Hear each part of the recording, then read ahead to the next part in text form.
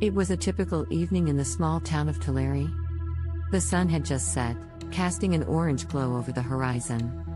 The streets were deserted, save for a few cars driving by. The only sign of life was the local grocery store, which was bustling with activity. As I walked into the store, I was greeted by the usual sights and sounds of a busy supermarket. The shelves were filled with colorful boxes and bags, and the smell of fresh produce filled the air. I grabbed a shopping cart and made my way down the aisles, picking up the items on my list. But as I turned the corner into the frozen food section, something caught my eye. A figure was standing at the end of the aisle, just out of sight. It was a tall, dark figure, with long, spindly arms and legs. I couldn't make out its face, but I could feel its eyes on me. I froze for a moment, unsure of what to do. But then the figure disappeared, as if it had never been there. I shook my head and continued shopping, chalking it up to my imagination. But as I made my way to the checkout line, I noticed something strange. The cashier, a young girl with curly brown hair, was staring at me with a strange expression on her face. I tried to ignore it and handed her my items to scan, but she didn't move. "Is everything okay?" I asked, trying to break the tension. The girl didn't respond. Instead, she pointed to the corner of the store, where a group of people had gathered. They were all staring at something, their faces twisted in fear. I followed their gaze and saw the figure from earlier. It was standing in the corner, its eyes fixed on me. I could feel its presence, like a cold breeze on the back of my neck. Suddenly, the figure lunged forward, its arms reaching out towards me. I stumbled backwards, dropping my groceries. The figure disappeared again, leaving me standing there in shock. "What the hell was that?" I muttered to myself. The cashier spoke up, her voice trembling. "That's the ghost that haunts this store. It's been here for years." I stared at her in disbelief. "A ghost? You're kidding me, right?" She shook her head.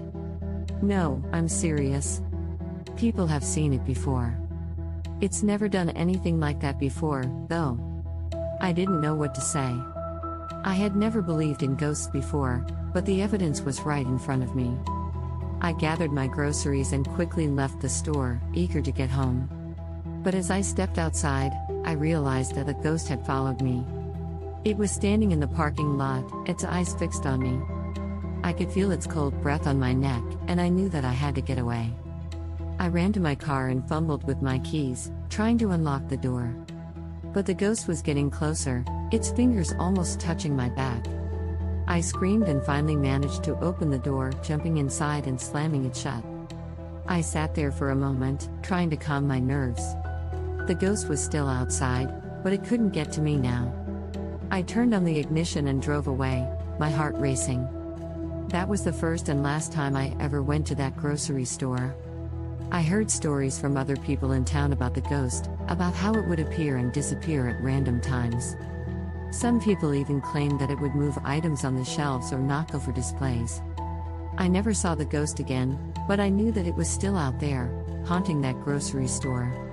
And I knew that I would never forget that eerie feeling of being watched, of being followed by something that wasn't quite human. Years went by, and I moved away from Tulare. But I never forgot about the grocery store and the ghost that haunted it. It became a legend in my mind, a story that I would tell to anyone who would listen. And then one day, I received a phone call from an old friend who still lived in Tulare. She asked if I heard the news about the grocery store and that it burned down last night. My heart sank. I remembered the ghost that had haunted that store, and I couldn't help but wonder if it had played a role in the fire. But I pushed those thoughts aside and asked my friend what had happened. "They don't know for sure," she replied. "But some people are saying that it was caused by a gas leak. It's a shame, though. That store was a staple of our town." I hung up the phone and sat in silence for a moment. The grocery store was gone, but the ghost would always remain. It was a reminder of the paranormal, of the things that we couldn't explain.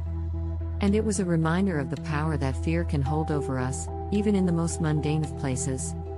Thanks for watching.